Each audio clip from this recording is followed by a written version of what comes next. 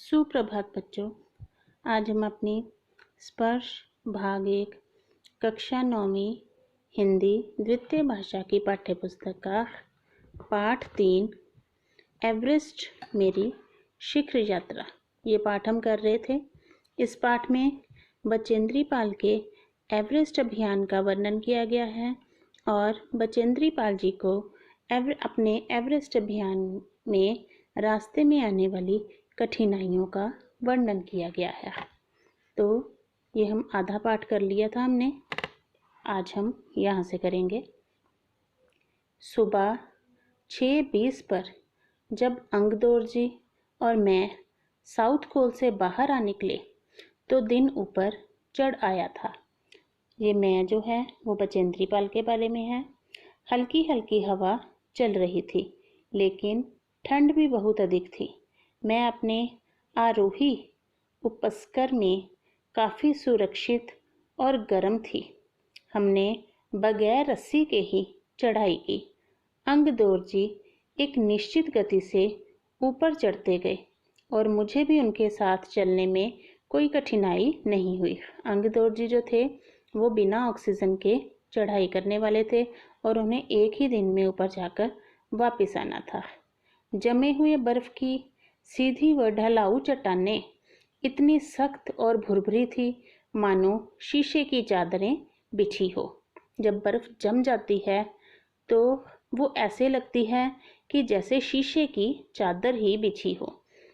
हमें बर्फ काटने के फावड़े का इस्तेमाल करना ही पड़ा, क्योंकि बर्फ उस समय बड़ी ही स्लिपरी हो जाती है, जैसे उसमें पैर फिसल सकता है। तो जिसके कारण बर्फ को बीच बीच में काटना पड़ता है, जिससे पैर उसमें बीच में जम जाए और पैर जो है वो फिसले नहीं।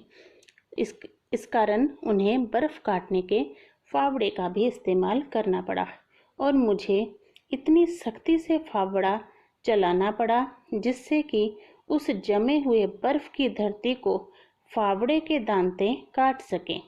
मैंने उन खतरनाक स्थलों पर हर कदम अच्छी तरह सोच समझ कर उठाया। 2 घंटे से कम समय में ही हम शिखर कैंप पर पहुंच गए। अंगदौर जी ने पीछे मुड़कर देखा और मुझसे कहा कि क्या मैं थक गई हूँ। इस तरह 2 घंटे से भी कम समय में वह शिखर कैंप पर पहुंच गए। अंगदौर जी ने पीछे मुड़कर बचेंद्री पाल की तरफ देखा और कहा कि क्या आप थक तो नहीं गए। मैंने जवाब दिया नहीं, जिसे सुनकर वे बहुत अधिक आश्चर्यचकित और आनंदित हुए।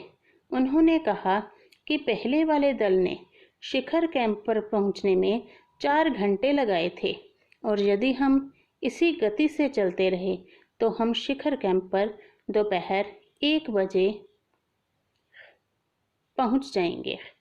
अंगदौर जी ने कहा कि अगर हम इसी गति से चलते रहे, सुबह वो 6:20 पर साउथ कोल से बाहर निकले और उनका कहना था कि दोपहर 1 बजे तक वो शिखर पर पहुंच जाएंगे। लहाटू हमारे पीछे पीछे आ रहा था और जब हम दक्षिणी शिखर के नीचे आराम कर रहे थे वह हमारे पास पहुंच गया। थोड़ी थोड़ी चाय पीने के बाद हमने फिर चढ़ाई शुरू की। लहाटू जो था वो उनके पीछे आ रहा था।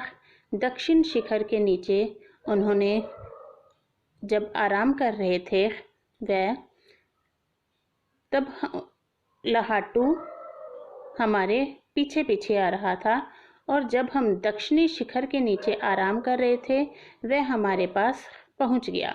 जब बचेंद्री पाल और अंगदौर जी दक्षिणी शिखर के नीचे आराम कर रहे थे तब लहाटू उनके पास पहुंच गया था।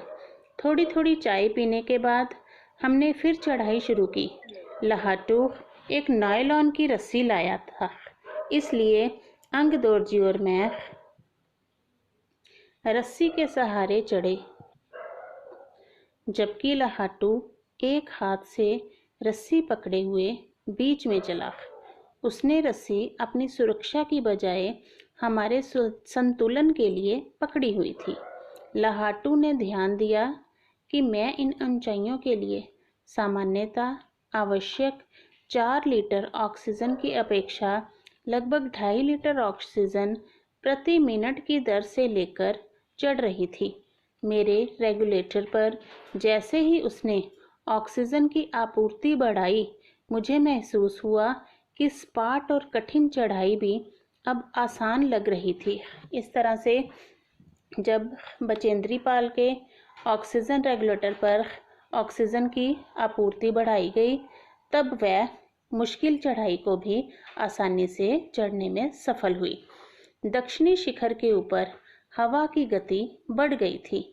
उस ऊंचाई पर तेज हवा के झोंके भुरभुरे बर्फ के कणों को चारों तरफ उड़ा रहे थे, जिससे दृश्यता शून्य तक आ गई थी।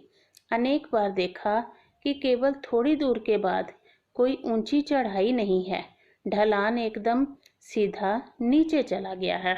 अब वह शिखर पर पहुंचने ही वाले हैं।